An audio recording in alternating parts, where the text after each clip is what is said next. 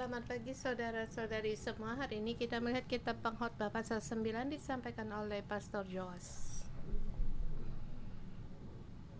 Pasal 1 sampai 8 kita menemukan munculnya kesia-siaan dan juga banyak cara pikir. Dalam hidup sana banyak prinsip dalam kesuksesan dan diberkati yang kita pikirkan atau dari kecil kita yang diajar. Dari pengkhotbah melihat kehidupan saling berhadapan, tapi banyak yang berbeda. Hari ini kita masuk di pasal ke-9 dan memberitahu kita bagaimana menghadapi perbedaan, seperti menemukan seketika munculnya bencana atau kematian, atau seketika datangnya bencana. Dia tidak memberitahukan siapa yang akan menghadapi bencana, siapa yang tidak akan mengalami bencana.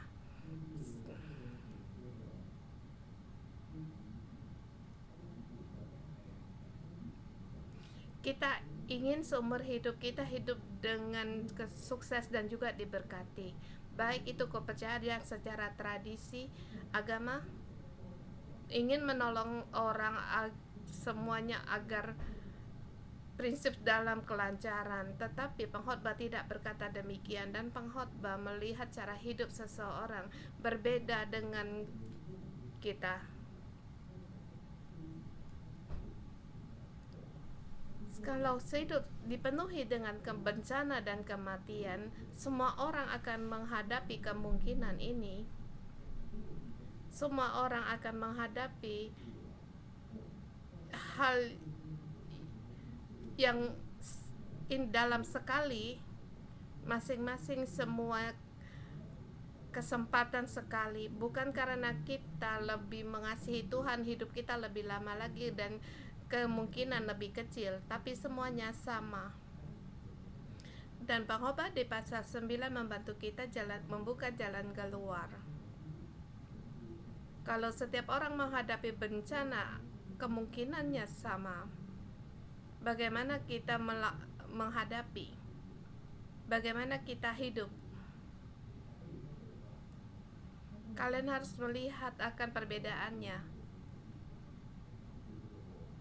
Bukan karena perbuatan kita bisa mengurangi kemungkinan untuk bencana, tetapi dalam mengalami bencana bagaimana kita menjalani hidup kita. Dari pasal 9 dengan tema saya berikan, pada saat tahu manusia di tangan Allah, hiduplah dengan baik setiap hari. Pada saat tahu manusia di tangan Allah, hiduplah dengan baik.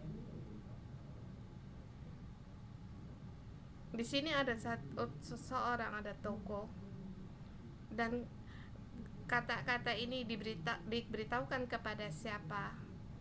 Apakah kepada orang di dunia? Semua orang di dunia? Tidak.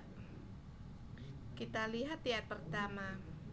Sesungguhnya semua ini telah kuperhatikan, semua telah kuperiksa, yakni bahwa orang-orang yang benar dan orang-orang yang berhikmat dan perbuatan-perbuatan mereka, baik kasih maupun benci, ada di tangan Allah. Manusia tidak mengetahui apapun yang dihadapi, baik orang yang benar atau orang yang berhikmat.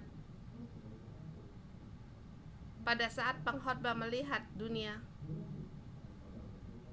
dia mengambil kesimpulan seluruh kesia-siaan dan apa yang dipikir. Dia melihat ya segala yang tidak adilan, semua perkara diletakkan dalam hatinya, dan dia memeriksa, memperhatikan, baik orang benar, baik orang berhikmat, semuanya ada di tangan Allah. Harus tahu mana orang benar dan orang yang berhikmat,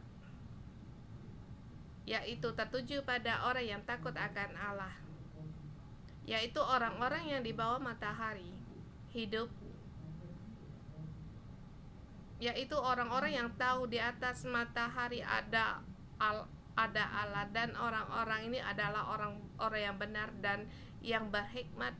Bahkan perbuatan-perbuatan mereka ada di tangan Allah.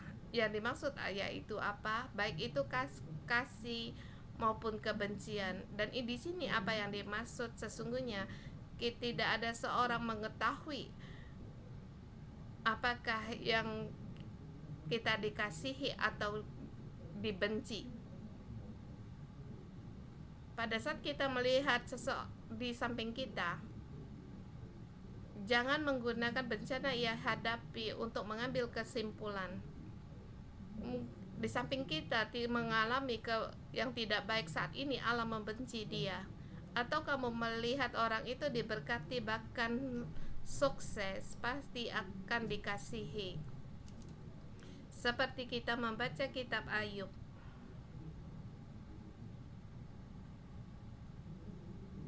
Dapatkah kita menggunakan seseorang untuk mengetahui dia di dalam tangan Allah? Di dalam tangan Allah, baik yang dikasihi maupun yang dibenci, kita tidak ada jawaban. Kita ingin sekali untuk mengambil keputusan. Mengapa?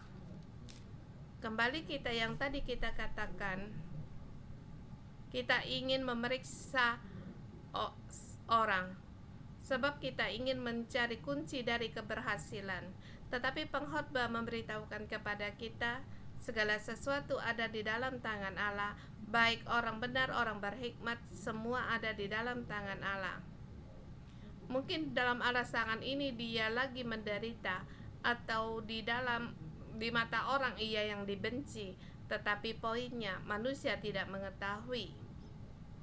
Kita jangan memaksa untuk mencari jawaban ini, sebab di ayat 2 dikatakan segala sesuatu sama bagi sekalian, nasib orang sama. Kemudian dikatakan ada 5 perbandingan, baik orang yang benar, orang fasik menghadapi yang sama, baik orang baik dan orang jahat, orang tahir dan orang najis yang mereka hadapi itu sama. Baik orang jahat, orang benar, orang tahir, orang najis, yang akan mereka hadapi semuanya sama. Yang mempersembahkan korban maupun tidak mempersembahkan korban juga sama. Sebagaimana orang yang baik, begitu pula orang yang berdosa. Sebagaimana orang yang bersumpah, begitu pula orang yang takut untuk bersumpah. Sampai di sini kita tidak mengerti.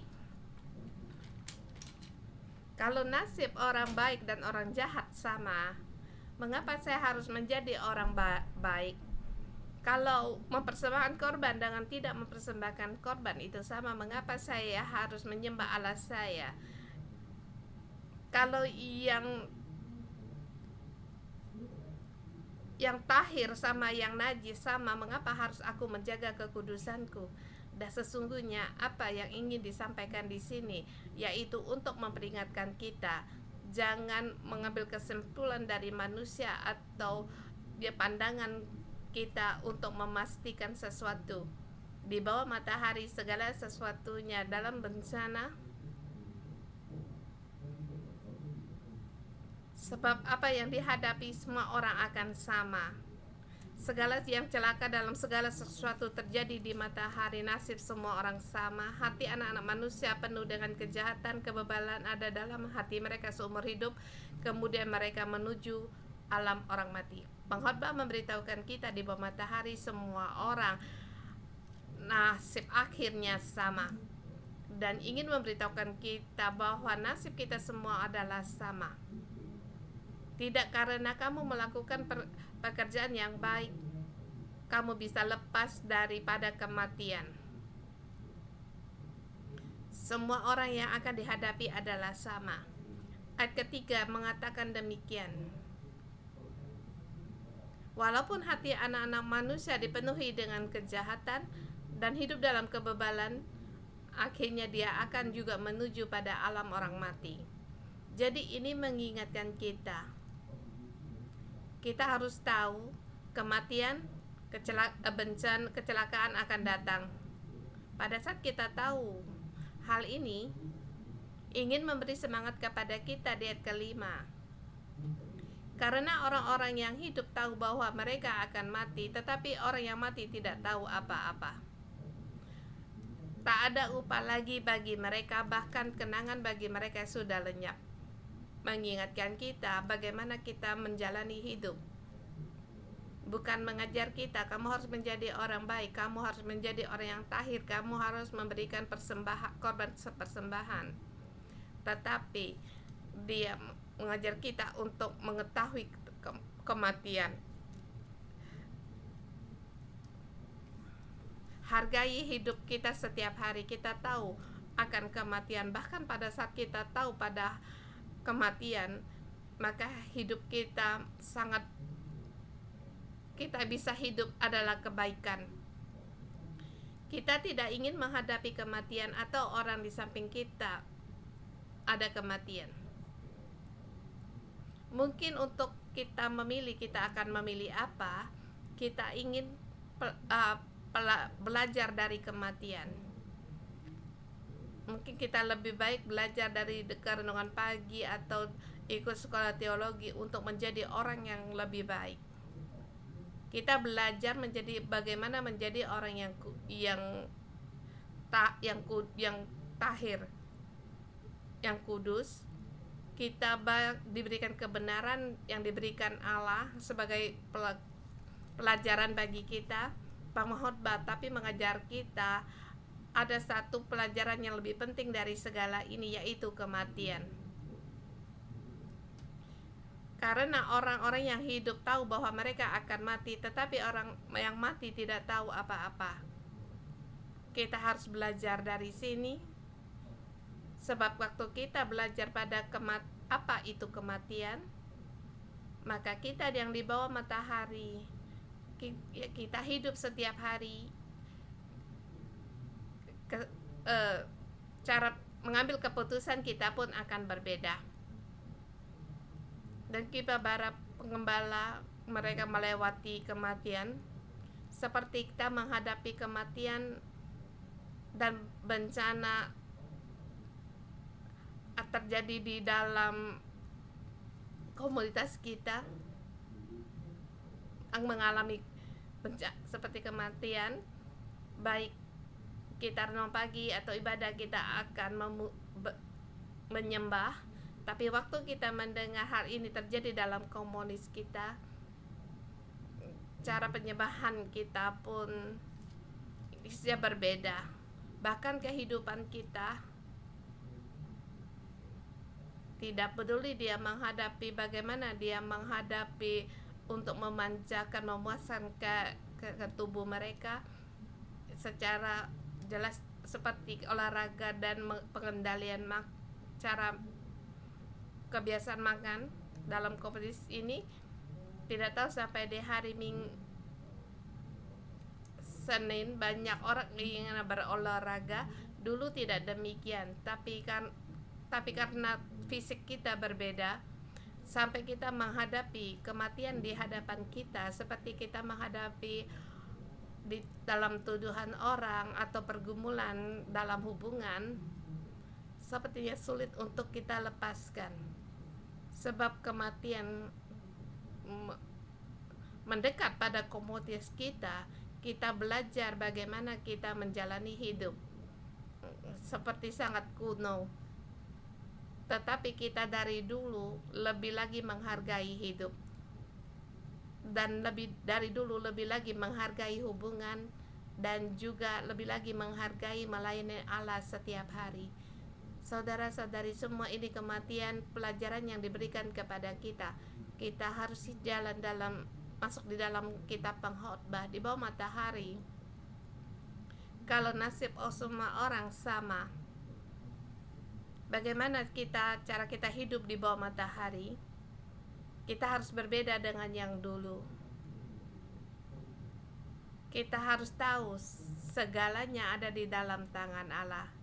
Lebih lagi kita harus menghargai semua ada di dalam tangan Allah. Jadi ayat 6, baik kasih mereka maupun kebencian dan kebencuran mereka sudah lama hilang, yaitu yang dimaksud yaitu kematian. Pada saat seorang mati, baik itu kasih, benci, kecemburuan, semuanya akan hilang. Dan untuk selama-lamanya tidak ada lagi bahagian mereka dalam segala sesuatu yang terjadi di bawah matahari. Ini mengingatkan kita yang lagi hidup di bawah matahari. Di bawah matahari banyak bagian, ya banyak yang indah. Kalau mati sudah tidak ada lagi. Jadi waktu kita masih hidup, jangan menggerutu, jangan mengeluh. Kita lihat keindahan hidup di bawah matahari, dengan bersyukur kita lewati, dan kita melihat tangan Allah. Jangan meremehkan bahwa Allah engkau tidak hadir, sebab semua orang ada hari pada kematiannya. Jadi sebelum kita sampai pada kematian, kita harus melihat tangan Allah. Kita harus menikmati yang baik di bawah matahari. Kemudian poin kedua 7-11, di bawah matahari hargailah hidup. Kita tahu bahwa kita setiap manusia ada dalam tangan Allah. Bagaimana cara kita hidup? Mari makanlah rotimu dengan sukaria dan minumlah anggurmu dengan senang hati, karena Allah sudah lama berkenan akan perbuatanmu. Apa yang dimaksud Allah sudah lama berkenan pada perbuatanmu? Dikatakan kita sebagai manusia, sebagai orang benar, kita harus tahu bahwa kita orang-orang yang berkenan bagi Allah. Kalau kamu hanya menganggap dirimu orang yang berkenan bagi Allah, kamu tahu Allah ada di dalam hidupmu, maka jadi bagaimana kita harus menanggapi hidup kita? Sesungguhnya juru kita menikmati hidup.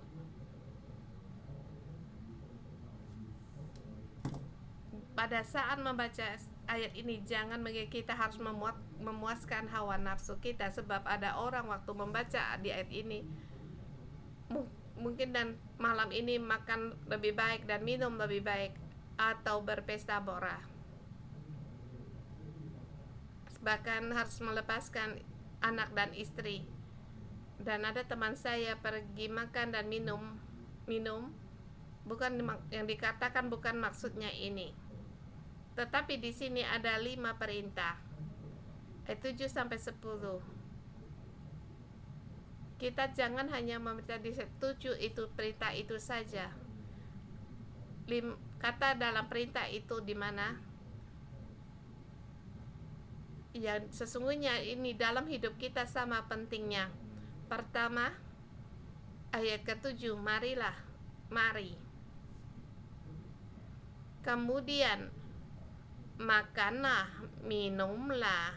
Tentu ini dijadikan bersatu. Waktu kita tahu waktu Allah berkenan pada kita, kita harus menikmati hidup.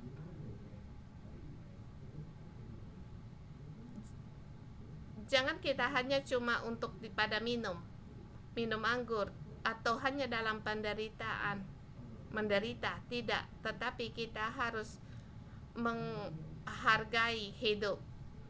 Terus yang keempat, perintah di mana ayat 9, nikmatilah hidupmu. Ini adalah kelima, ayat ke-10. Segala sesuatu yang dijumpai tanganmu untuk dikerjakan, kerjakanlah itu sekuat tenagamu. Pada saat 5 kata perintah bersama kita membacanya, pengkhotbah mengajar kita bagaimana kita menjalani hidup di bawah matahari. Kalau kecelakaan, kematian seketika akan datang, kita harus menghargai hidup setiap hari kehidupan kita. Kita bisa menikmati hidup. Walaupun kamu sangat ada pengendalian dalam hidupmu, tapi ada waktunya kita untuk leluasa, dan juga ada waktunya kita untuk makan dan minum bersama orang lain. Kita membawa sukacita untuk melewati setiap hari. Ayat ke-8, biarlah selalu putih pakaianmu dan jangan tidak ada minyak di atas kepalamu. Di sini mengatakan tradisi dari orang Ibrani. Kapan mereka akan berpakaian putih dan ada minyak di atas kepalanya? Di hari-hari yang penting, di hari-hari raya, hari-hari peringatan, mereka akan menggunakan minyak yang sangat berharga dan juga harus diusapi di kepala mereka untuk menyebarkan bau yang harum. Apa yang dimaksud? Di setiap hari, di hari-hari penting kita akan mengutamakan, kita akan berdandan yang baik dan rapi. Tetapi di sini memberitahukan juga padamu, kita tahu bahwa perkenanan Allah dalam hidupmu, setiap hari yang kamu lewati, seperti semuanya itu penting untuk dilewati. Dan ini merupakan peringatan bagi kita bahwa setiap hidup kita dengan seketika kita lewati, dengan cepat kita lewati. Di mana perbedaannya dengan kita menghargai kehidupan kita setiap hari? Dengan cepat kita lalui, kita tidak hari-hari yang baik, siang malam melakukan pekerjaan kita, hanya menyelesaikan tanggung jawab kita dan menghitung hari ini apa yang harus aku kerjakan dengan susah payah untuk melewati satu hari. Mungkin di ranjangmu main HP, kemudian berbaring, kemudian tidur, dan besok paginya dengan berat untuk bangun dan melewati hari berikutnya. Tapi pengkhotbah mengajar kita harus menghargai hidup kita, dan setiap hari kita harus menganggap dia sangat penting untuk kita lewati. Di sini dikatakan pakaian putih dan juga minyak. Ini membuat saya terpikir bahwa kita harus menjadi imamat yang rajani. Kalau setiap kita mau dengan jiwa yang takut akan Allah, dengan sukacita melayani dan bersama dengan orang makan dan minum, bersukaria dan menyembah Allah, saya melihat setiap hari-hari yang penting, maka hidup saya akan berbeda. Ini ada perkenanan Allah dalam hidup seseorang. Kedua, hubungan. Dikatakan dalam kesaksian setiap hari, setiap tahun, dikatakan nikmatilah dengan istri yang kau kasihi. Ini jeripayah bagian yang didapati.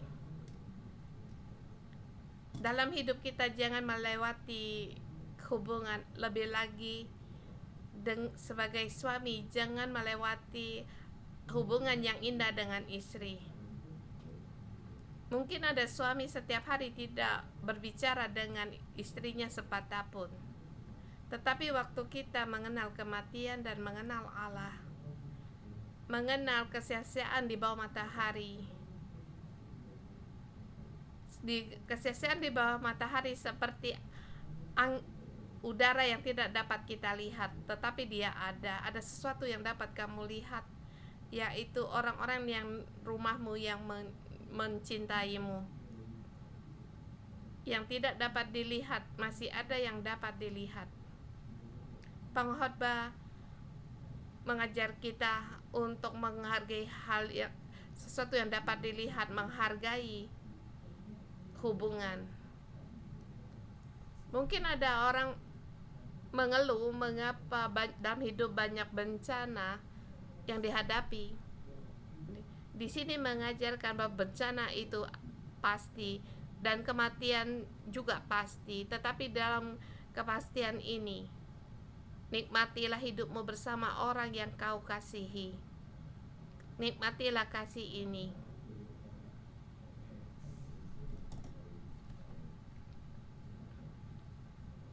Dan kerabat saya juga menghadapi ancaman pada kematian.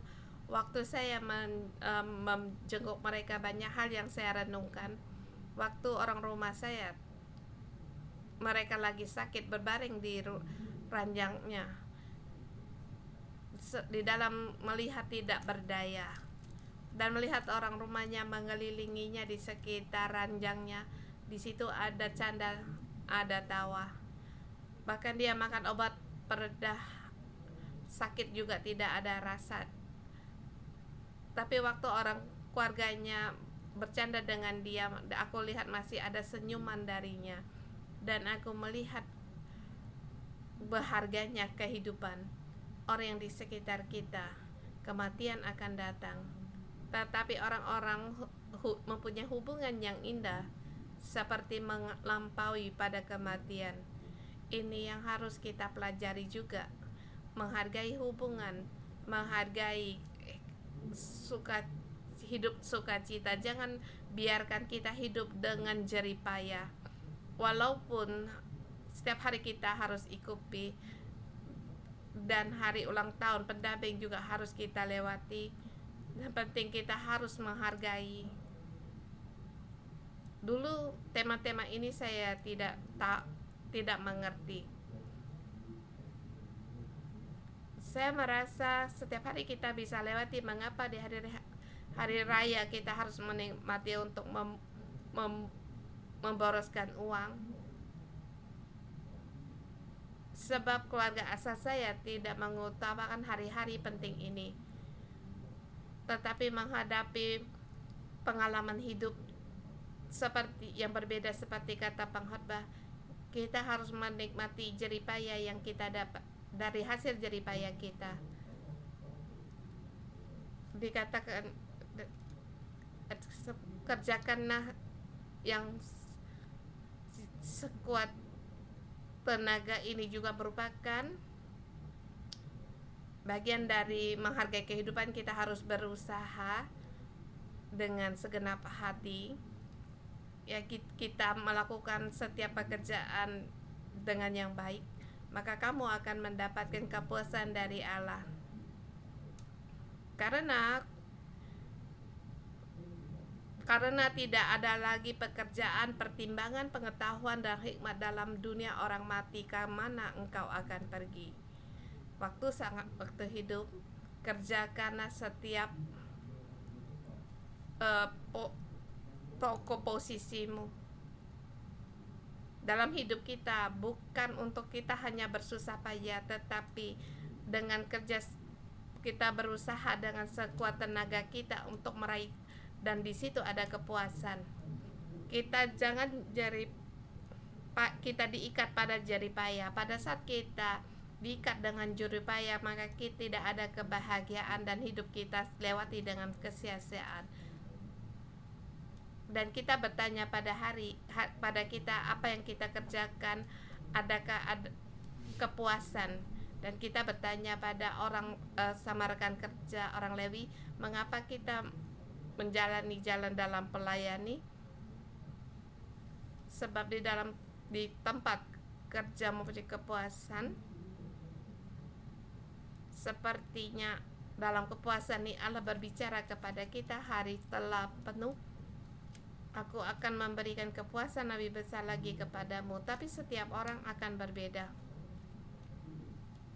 Bukan mengatakan semua orang harus melayani, tetapi kita bersamaan juga bertanya pada diri kita sendiri, apa yang aku kerjakan saat ini? Apakah aku berusaha sekuat tenaga untuk mengerjakan? Dan dalam pekerjaanku ini, apakah aku dapat menikmati bagian yang Allah berikan padaku? Kemudian ayat 11-12 dikatakan bencana akan seketika datang. Yang kita pedulikan apakah itu pada saat ada kemalangan datang, kita selalu bertanya, bukan kita berlari lebih cepat atau yang lebih kuat akan meraih kemenangan? Mengapa malapetaka akan datang? Mengapa bencana akan datang? Apakah aku punya hikmat lebih banyak bisa melewati?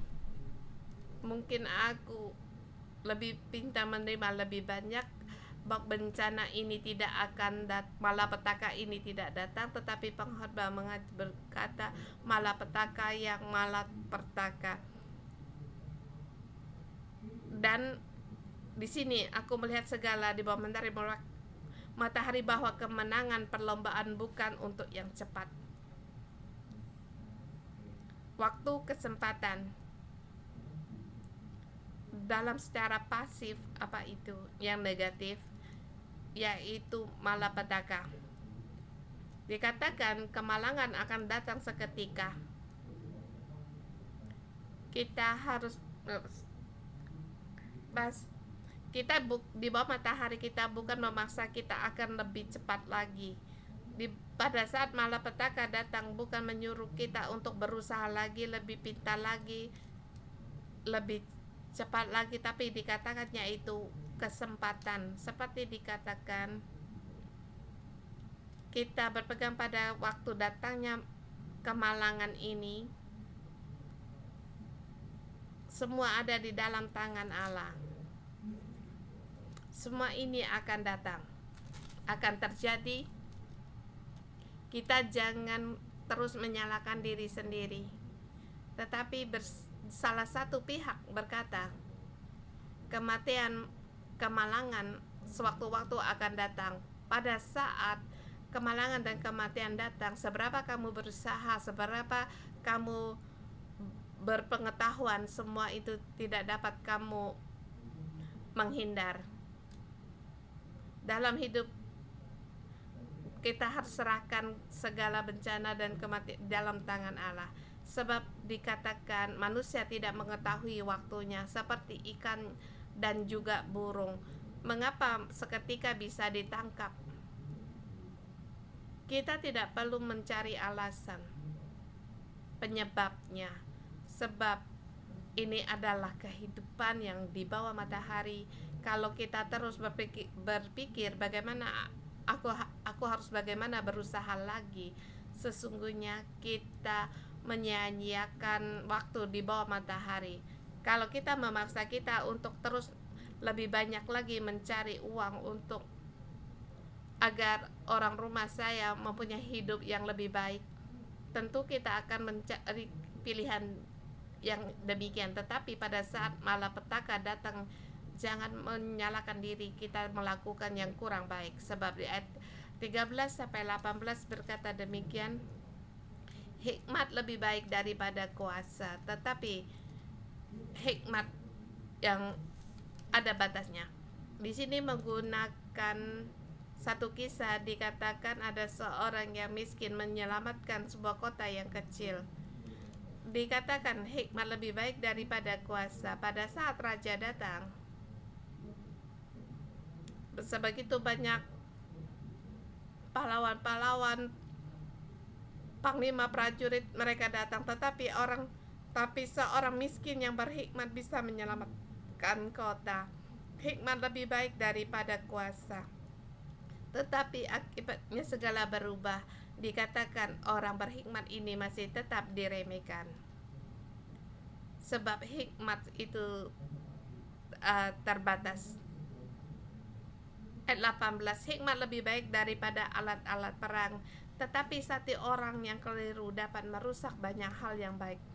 Ini merespon dari tema khotbah utama.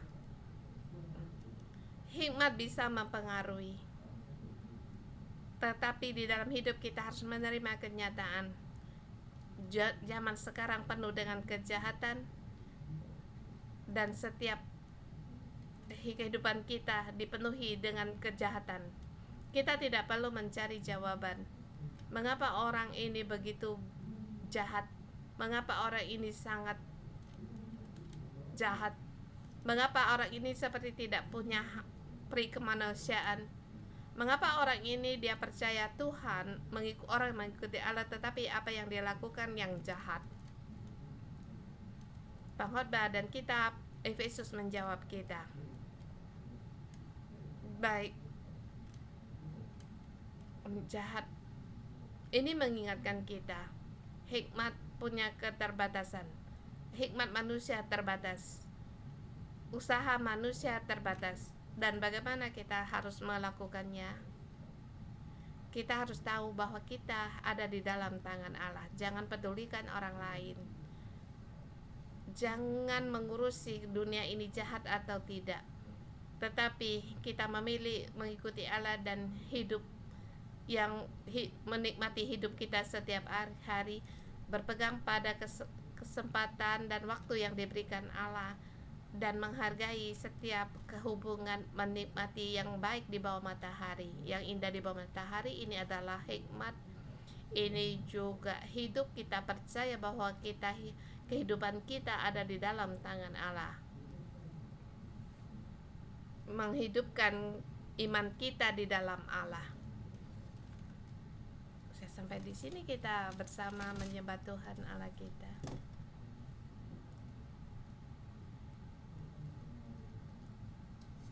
Kita percaya Tuhan, hidup kita ada dalam Allah, dan harapan kita ada di dalam tangan Tuhan.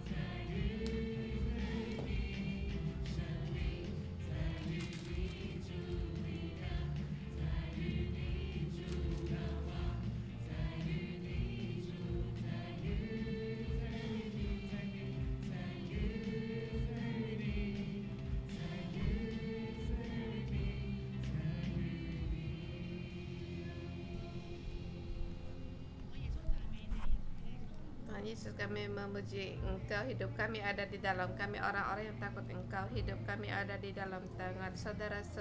Dari semua mari kita memuji Tuhan kita, sebab Dia layak untuk disembah dan dipuji. Seumur hidup kita di dalam tangannya, mari kita memuji Tuhan Allah kita. Syara bagada gada syara bagada bagada syara bagada syara bagada bagada syara bagada syara Tuhan, Kau memuji Engkau. Terima kasih Engkau yang Allah menyediakan, Ia menuntun kami. Engkau datang di dunia, datang untuk mengasihi kami. Engkau layak untuk mendapatkan pujian. Tuhan, kami memuji sebab ada Engkau. Kami punya rumah dan punya hubungan. Kami bisa menikmati setiap hari penyediaan keperluan kami. Dan saat kami bangun, segala yang baik adalah darimu, kasihmu. Engkau Allah yang mengasihi kami. Terima kasih Tuhan. Tuhan Allah yang menciptakan langit dan bumi. Segala sesuatu ada di dalam tangan-Mu. Engkau adalah yang awal dari yang hidup, sumber dari hidup. Engkau yang memberi pengharapan dan memberi hidup. Saudara semua kita mau mengundang saudara-saudari yang di antara kita, seperti kata Pastor Joshua, Pak Jos tadi katakan, adakah di antara kita pada saat kamu melihat kata mati, kamu akan menjadi takut, khawatir, bahkan kamu tidak berani menghadapi rasa takut dan mungkin menghadapi orang rumah yang menghadapi kematian kamu atau orang yang sakit. Kamu tidak berani untuk menjenguk mereka, seperti tidak tahu apa yang terjadi, tidak tahu akan pergi kemana. Kalau itu adalah kamu, ketakutanmu, rasa takutmu, saya mengundang untuk yang di arena maju ke depan, dan yang di online silakan letakkan tanganmu di atas hatimu. Kamu takut menghadapi kematian, rasa perpisahan, perasaan selamanya harus berpisah. Kalau itu adalah kamu, saya mengundangmu untuk yang di mimbar, di arena ini silakan maju ke depan, dan yang online silakan letakkan tanganmu di atas hati. Mungkin kita takut mati, kamu tahu akan di surga. Seperti waktu kamu sakit, kamu akan takut sebab akan menghadapi mati. Kedua, kamu menghadapi orang lain yang akan menghadapi kematian. Mungkin lagi sakit, kamu sulit untuk menjenguk mereka sebab kamu tidak tahu apa yang harus kamu katakan dan menolong dia. Atau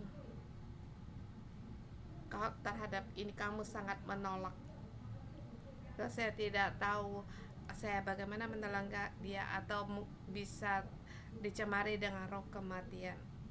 Sesungguhnya kamu ditakut oleh kematian, akan rasa ketakutan. Kamu terpelenggu dengan rasa ketakutan. Kita adalah imamat yang rajani, kita harus menolong orang. Kita harus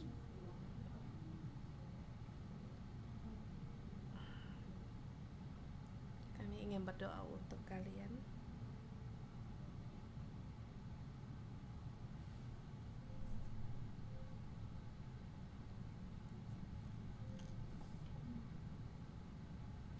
Mari kita berdoa terlebih dahulu. Beritahu Tuhan akan rasa takutmu, kita serahkan pada Tuhan. Dan saya juga menerima, seperti kamu takut saat kamu waktu kamu mati, orang rumahmu bagaimana. Mungkin waktu kamu meninggal membawakan satu duka yang dalam bagi kamu, rasa takut, kekhawatiranmu, semuanya keserahkan pada Tuhan.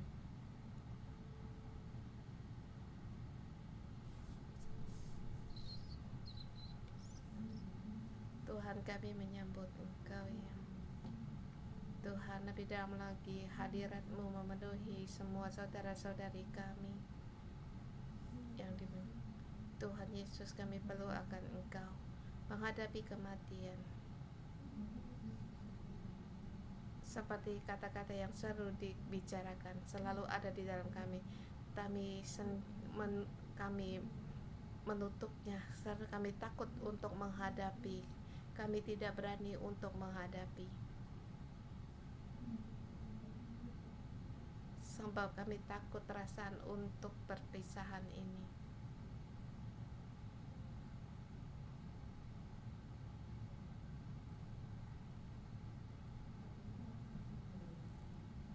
Tuhan tahu di antara kami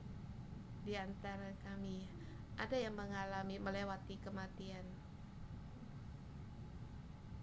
Dari masih bernafas sampai berhenti nafas, segala sesuatunya tidak ada lagi. Tuhan, kami datang di hadapan-Mu. Engkau yang mengusap mata pada setiap saudara-saudari kami, membuka mata mereka untuk mengenal Engkau, melihat waktu-Mu, tahu akhir dari di bawah matahari. Di bawah matahari dipenuhi dengan penderitaan yang disakiti, kesedihan. Perpisahan ini membawa satu perpisahan dan kesedihan, semua sudah hilang, telah terputus. Tuhan, walaupun saudara-saudari kami berkata kami tidak mau, tetapi itu sudah, tapi tidak sanggup. Dan Engkau berkata, Engkau mengutamakan untuk mengganti hubungan ini, tetapi hubungan ini telah putus dan sudah tidak tahu. Engkau tahu akan kesedihan dalam hati kami. Kami berdoa kepada Engkau, mohon Engkau tolong kami. Ada Engkau di sisi kami, ada Engkau menyertai kami. Kami tidak seorang diri untuk menghadapi kematian. Kami juga tidak seorang diri melihat orang kerabat, orang rumah kami, mereka meninggal.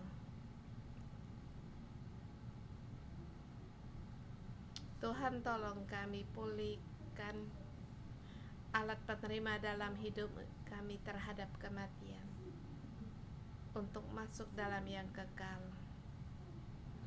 Tuhan, bawa kami masuk dalam yang kekal. Bimbing kami, roh kami masuk dalam yang kekal.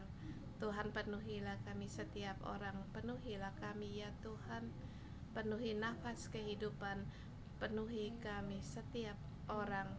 Setiap orang saya mengundang dalam sini untuk menopangkan tangan kepada mereka, agar Roh Kudus akan roh kehidupan memenuhi mereka. Dalam nama Tuhan Yesus, usir roh kematian, ketakutan harus pergi dari saudara-saudari kami. Roh kehidupan dicurahkan, roh tercurahkan, diserahkan kuasa roh kehidupan. Ada perasaan agar saudara-saudara kami merasakan Roh Kudus, Engkau menyertai kami. Roh Kudus, Engkau menyertai kami. Penuhi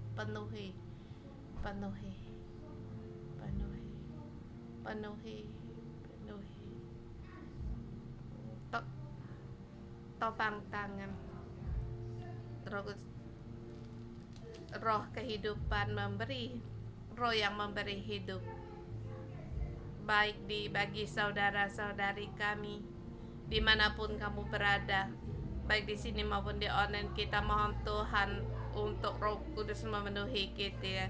Segala roh kematian tidak dapat menguasaimu. Roh menuntutmu dalam yang kekal hidup setiap hari.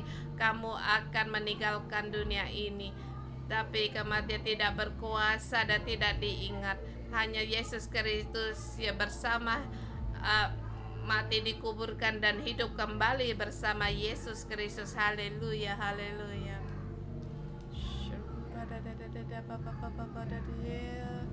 Roh Kudus menunya roh kematian pergi, roh kematian pergi, kuasa ketakutan pergi, roh ketakutan pergi, roh kematian pergi, roh ketakutan pergi,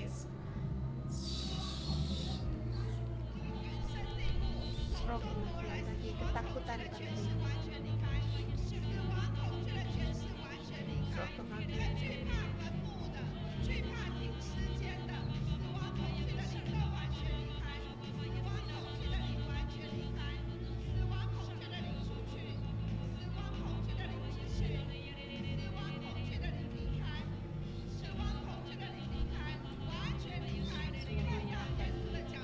Pergi di bawah kaki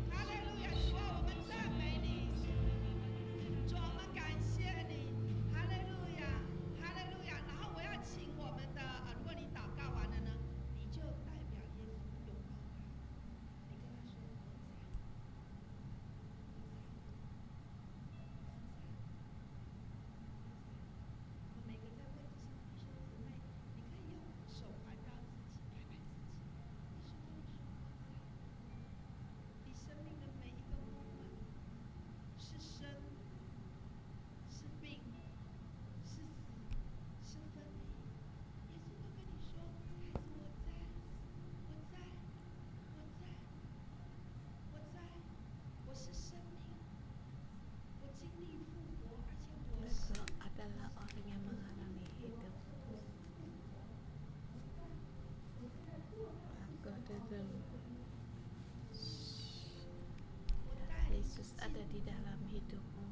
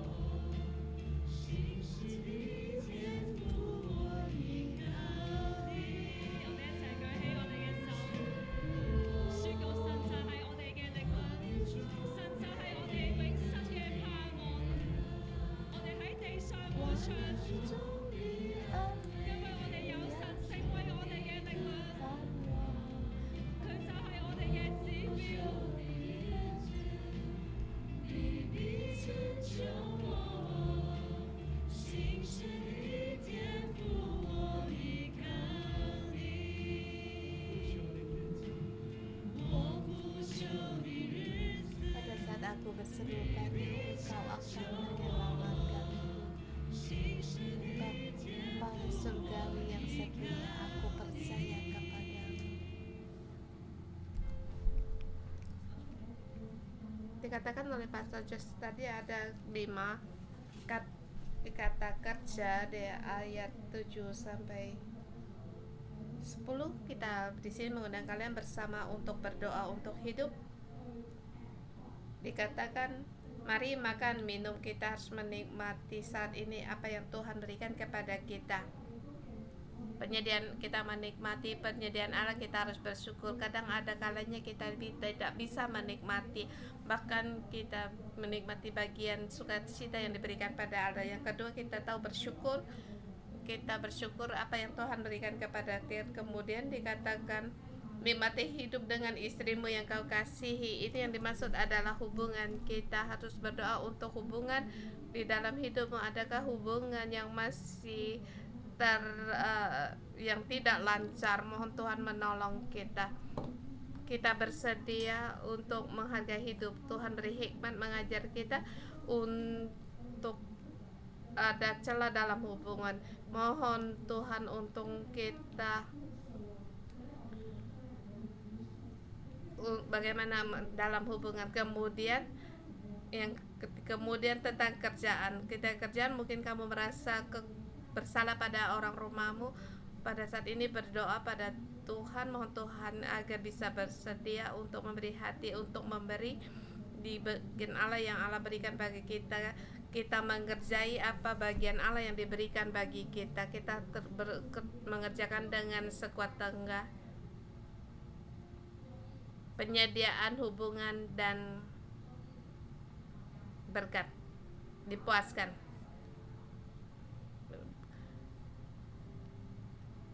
Penyediaan hubungan dan berkat.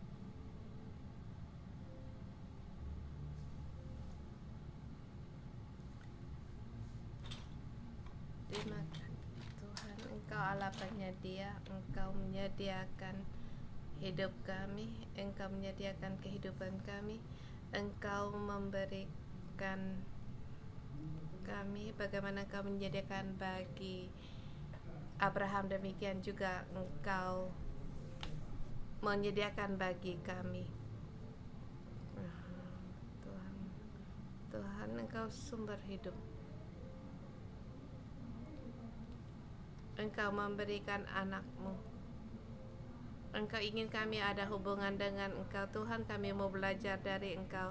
Pada saat ada hubungan kami dengan orang ada gesekan, pada merasa kami tidak mau menyalahkan diri, berpegang pada demi untuk hubungan kami, bersedia untuk saling memaafkan, dan hubungan itu yang terpenting. Terima kasih Tuhan, Engkau memberikan penyediaan. Tuhan, tolong kami setiap orang agar kami bisa lebih banyak lagi setia di dalam Engkau dan di dalam pelayanan Engkau berikan bagi kami. Kami tahu segala sesuatu di bawah matahari akan berlalu, tetapi di atas matahari ada Allah, dan setiap pekerjaan yang Kau lakukan di bumi ini akan dan di surga akan Engkau ingat.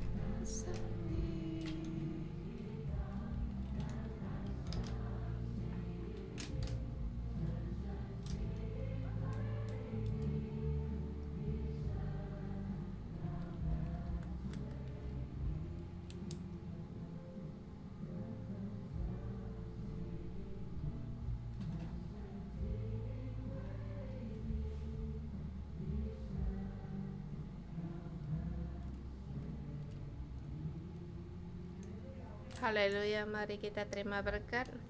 Pada terima kisah meminta kalian mengambilkan satu tindakan penyediaan dari mana hubungan, bukankah dari hati kita. Hati kita sangat manis dan wujud yaitu memberi.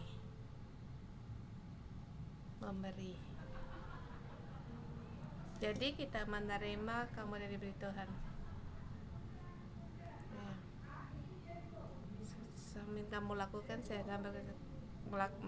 aku dalam nama Tuhan Yesus memberkatimu pada saat mereka terus lakukan terima dari atas, penyediaan dari atas, kemudian punya hubungan yang indah, baik itu pendamping hidup, ayah, ibu, dan anak-anak, bangsa kerabat, sesama sel ke gereja, setiap orang punya hubungan yang baik, dan kemudian kerjakan kemudian mereka untuk memberi, pada dipenuhi dengan sukacita.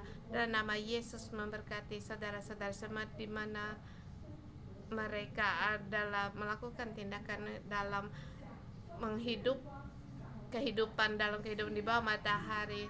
Damai, sejahtera, berkat dan rahmat memenuhimu dalam nama Yesus memberkatimu. Amin.